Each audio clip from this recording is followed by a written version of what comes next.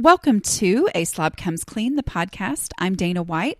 I blog over at aslobcomesclean.com. That's where I share my personal de-slobification process as I figure out ways to keep my own home under control. I share the truth about cleaning and organizing strategies that actually work in real life for real people who don't necessarily love cleaning and organizing. Thanks for joining me today. This is podcast number 116, and I'm going to be delving into decluttering question number 1. Just some of the issues that I hear from people, specifically answering a question from someone that is a question I've received before. So anyway, we'll be talking more about decluttering question number 1.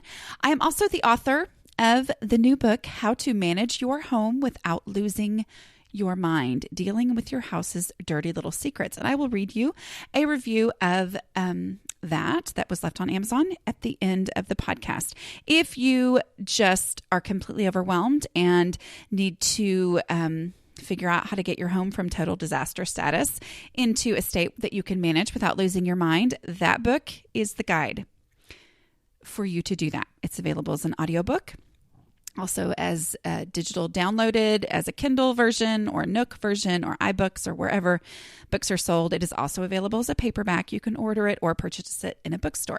To get more information on that, go to aslobcomesclean.com/book. Okay. So here we are. We're talking this week about decluttering question number 1, which is, if I was looking for this item, where would I look for it first? And the key word there is would, not should, not do I usually, although I guess you could, well, whatever. Anyway, it's where would. And the point of it being the word would instead of should is there is no analysis. This is not something to decide. This is not something to think through, to plan, to problem solve. It's simply instinct. Where would I look for this first? If I needed, I'm looking around my living room right now trying to think of something. Okay. If I needed the pepper, I would not look for it on the in my living room on the side table, the end table, even though that's where it is right now. Yeah, I told you I was looking around my living room trying to come up with something. Anyway, but if I was looking for the pepper, where would I look for it first? Well, the first place I would look is on the stove, because that's just generally where it is. So if I was looking for the pepper, that's where I would look for it first. It's just an immediate, if I was looking for this, where would I look for it first? I would look for it on the stove. I'm going to take it there right now. Okay. So it's very simple. It takes emotions out of it. It leads into the second decluttering question, which is what I ask myself when I ask myself, where would I look for this? And I go, usually the reason why I can't answer that question on instinct is that I wouldn't look for it because I didn't actually know that I had it. And then if I didn't know I had it, then I need to get rid of it. Okay. But I get questions on the first decluttering question. It works great, but sometimes people get hangups. So let's talk through these hangups. So the question is, well, the first part is a compliment, and I'll read that too. Your blog and your book have really changed the way I take care of my house. I can't believe how helpful it is. However, my husband and I have run into a problem with decluttering question number 1. Where would I look for this? See, we have a number of shared items, and I look for them in a different place than he does. So if I'm tidying up and I put one of these items away where I would look for it, he can't find it, and vice versa. Okay, so this is something I understand because, I think this is the normal thing in every family. Okay, is where my husband would look for it is maybe different for certain things than where I would look for it. And I really liked, I've gotten this advice from some of y'all who are more organized than me over on the blog before. And it took me a while to kind of be okay with it because I do think it's something I have to be very cautious about using. And that is, sometimes it's okay to have 2 of something if it's something that we use specifically in different parts of the house. Like, let's say a hammer. I personally look for a hammer in the drawer that's like the last drawer in our kitchen heading into the dining room. I'm not even sure why, but knowing why is not really part of that question. It's just, where would I look for a hammer first? That's where I would go first. If I needed a hammer, that's where I would go. If my kids need a hammer, which is always a little bit scary, that's where I would tell them to go. But my husband would look in his toolbox first. So that can be a problem. I might look in that drawer first. It's not there. So I go to his toolbox. So I get it out, I use it, and then I put it back in that drawer after, it's sat wherever for 2 weeks. And then I have to ask myself, where would I look for it first? I get that there are sometimes different places that we would look for it. We just have 2 hammers, and there's one there and there's one in his toolbox. And then that becomes much more functional for us. Sometimes it's scissors. I need a pair of scissors in our office supply drawer, but I also need a pair of scissors in my kitchen junk drawer. I mean, that just makes sense. A stapler. We have a stapler on our desk, but we also have a stapler in the kitchen I don't know how to describe it because it's not like a normal thing. But anyway, we have this kind of pantry area in our breakfast area, little cabinet area, and it has scissors and a glue gun in there. And so it's okay to have, and I think part of that is just me not trusting myself for a long time I just have always had too much stuff, and so I've just got to get rid of things. As I really have gotten rid of the things that we absolutely don't need, it's helped me go, okay, well, we really can use 2 staplers and 2 pairs of scissors. Now, do I need 67 staplers like I might have once had? Because I would go to a garage sale, and if a stapler was 10 cents, then I was going to grab it because staplers are useful, No, but, going ahead and saying it's okay sometimes. Examples of this might be, okay, well, I'm looking at my list and it says scissors, hammers, and staplers, and I've already used all 3 of those. Maybe it's salt and pepper shakers. My husband looks on the breakfast table for salt and pepper shakers. So we have more than one set of salt and pepper shakers. We have salt and pepper shakers that are cute and stay on the stove, and then we have ones that are cute and stay on the breakfast table. So it's like it's okay to have that. Now, do I need a pair of scissors in every single drawer in the house just in case? No, I don't. Might be nice, but I don't, because I can't handle that amount of stuff because I need other things in every other drawer. But, so thinking about that, sometimes it comes down to which one of you is more likely to remember that where the other one would look for it first. Does that make sense? So I know a lot of you listen to Gretchen Rubin's podcast, Happier. I've recommended it here before. I really like it. She talks a lot about habits, and she's very intellectual and research-based in the things that she talks about. And I'm going to completely butcher this concept here as I talk about it, but I've heard her mention it several times. And that is sometimes when there can be tension over a certain habit, like let's say let's just go to dishes. Somebody feels the martyr because they're the one who always does the dishes, but then the reality is the other person just doesn't notice the dishes. And so like they don't have the same level of noticing that this is a problem.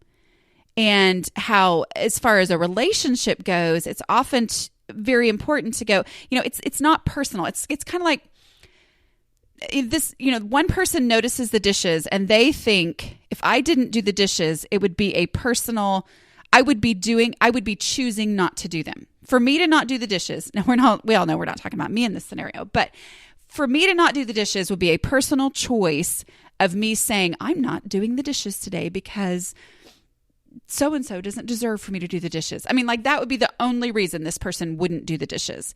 But the reality is it's not that way for the other person.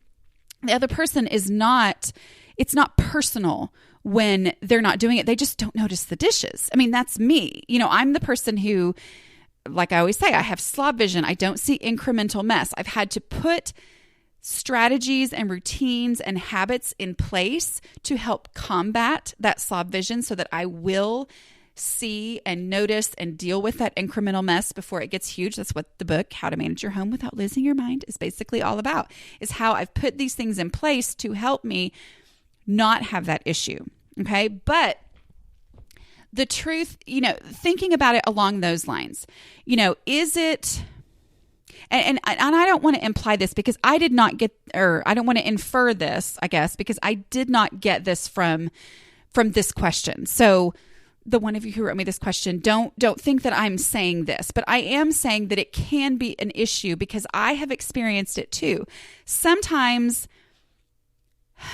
I take it personally when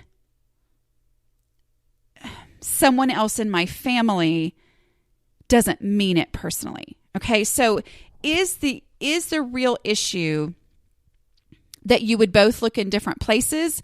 If it is, then just get 2 of that item. But is the issue that I know where he would look for it first, but I want to be right and I want it to be my place where I would look for it first? If I'm more likely to remember, oh yeah, that's where he would look for it first, so that's where I'm going to go, then I need to let it be his place. Because power struggles are not helpful in a marriage or a home or anything like that. And again, like I said, I did not get this vibe at all from the question. But I'm just saying I do get this vibe from other people asking me basically the same question, okay? And that is that I want to be right as opposed to being willing for it to be his place. I mean, if the fact is that we would each look for it in these places first, then that's where it needs to be. But if the fact is that I would like for us to both look in it, this is my place is the right place and his place is the wrong place. But I would actually remember to look for it in his place if I would just give in to that, then just put it in, I hope I'm making sense. I'm pretty sure I'm not, but which one of you is most likely to think of it being in the other's favorite place?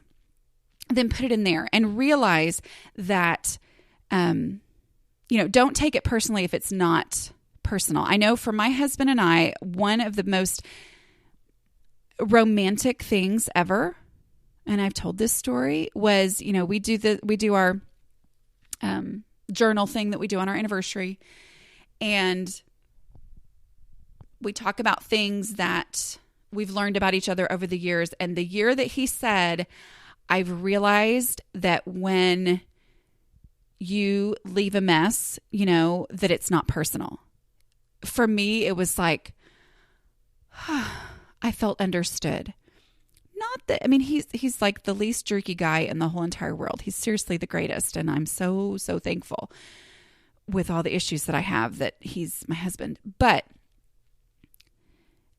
for him to acknowledge, because he had taken it personally before, but for him to realize it was not personal when I didn't think to do the dishes. It was not personal when I randomly laid this item down as opposed to taking it back to the perfect place for it. When he realized that about me, it helped our relationship, and so realizing, am I wanting it to be in my place as opposed to his place out of a power struggle? Or can I just say, okay, sure, your place is fine. If I will actually remember to look for it there. If I won't, then we get 2 of them and we put them in each of our, spots. Okay. I hope that made sense and wasn't offensive. If you are the person who is just convinced that, that the person you're living with is doing it to be mean, you need to read my book so that you can understand what goes on inside their head. Okay. All right. There we go. The other issue is that we often, and I've heard this a lot, that we look for things on countertops rather than put away somewhere. And so it feels more logical to leave everything out. I actually have heard this version of this question so many times. What happens when the place where we would look for it is out in the open, cluttered? I get that. I mean, I really, really do. And part of the issue there is for me, because that was me too. I thought, well, I need everything out in the open so I can be able to see it. But I was fooling myself personally in my home because everything was out in the open. And so even though I said I needed to be able to see it, I had no idea what was on the bottom of the pile. And so for me, just decluttering, as opposed to figuring out the best way for place for something to be, getting rid of that trash and that easy stuff first, going ahead and if things are out on the counter, then saying, okay, most likely 90% of this pile of stuff on the counter doesn't actually need to be here. So let me do what's easiest of easy, which is the trash first, and just pull out the trash. Oh, wow, the pile's a lot smaller. Okay, let me go ahead and say, well, what things would we look for somewhere else? Oh, okay, yeah, and we go put those things there right now. And then it diminishes that pile significantly, and maybe it is something that can be out on the counter, and it makes sense for it to be there. But if it really is something that you're like, okay, so we would technically look for it on the counter here, but it really is awkward and embarrassing and looks bad for it to be on the counter, well, then put it in the space, the cabinet or the drawer or whatever that's right under that countertop. And, maybe it will require a one in, one out, so you need to take it from the countertop. This is the place where we come every time. It's on this countertop every single time. So let me put it in a spot that is directly right at that countertop, but not up on the countertop. So like in the drawer right under that, because this is the place where we automatically go when we need it. But you open up that drawer, there's a bunch of stuff in there, there's no room for it. Okay, then practice the one in, one out. What in here is trash that I can take out and put that thing in there. And realistically, this type personality, because it's my personality too, and I get it, realistically for me, if I'm the kind of person, which I am, who randomly piles things on counters, I'm also the kind of person who has plenty of stuff in the drawer that can easily be taken out and thrown away. So taking that one in, one out rule and saying, I'm not going to worry about, first I have to declutter this drawer completely so that I can take the thing that needs to be in this spot and put it there. Instead, I just say, well, what in this drawer can I remove to make it so that I can have the room to put that thing in there? Okay. And then, it goes back to remembering that a place for everything and everything in its place, the most annoying phrase ever written, for those of us who have my kind of brain, it doesn't mean that everything is always in its place. In my home, it just means that, as I do this, as I work on habits and 5-minute pickups, it's a matter of consistently putting it back in there. I mean, I am a random layer downer of things. That's just my reality. I don't realize I'm doing it, but when I'm doing a 5-minute pickup, then it's like, then I have those 5 minutes of focus where things get put back, and then that keeps my house under control. Okay? So if this is the spot where we always walk to and it's usually on the counter, then put it in the drawer underneath. Does that mean that you're never going to get frustrated and go, I don't know where it is? And it turns out you put it in the drawer underneath last time? Yes, that will happen. But if that becomes its designated spot, then over time it will become more natural as 5-minute pickups are happening and as that item is continually being put in the drawer or the cabinet that's right there under that counter space. Okay. So it's kind of going with that, but making it work for you. Let's see. Oh, and the last big issue is, this is part of the question. The last big issue is we have some things that we would like to be somewhere else than where they are. Case in point, all our brooms, mops, etc. live in a corner of the kitchen where everyone can see them. We've tried many various places, but that's the place they seem to end up. Have you ever tried or managed to successfully move a where would I look for it space? Or are we stuck with brooms and mops in the kitchen forever? This is one of those where, the way that I did my daily habits, the way that I developed those was looking around, seeing something that drove me crazy and saying, I'm going to solve this problem every day for 7 days or until I get it figured out. Okay. And then I would solve that problem. And the key of that little method there was solve this problem today and then solve it again tomorrow before it's actually a problem again. And then solve it again the next day before it's a problem again. And if I solve it every day for 7 days, then it will help to adjust the routine part of that. And I will figure out what works in my unique home for my unique family. So if you wanted to solve this problem, if the brooms and mops are the issue, take 7 days where you put them, choose the new place that you want them to be and put them there every day for 7 days. Focus on that. Even if you didn't even move them one day, you are consciously saying, okay, yes, did I deal with the brooms and mops issue today? Okay, there's nothing to deal with. All right, okay.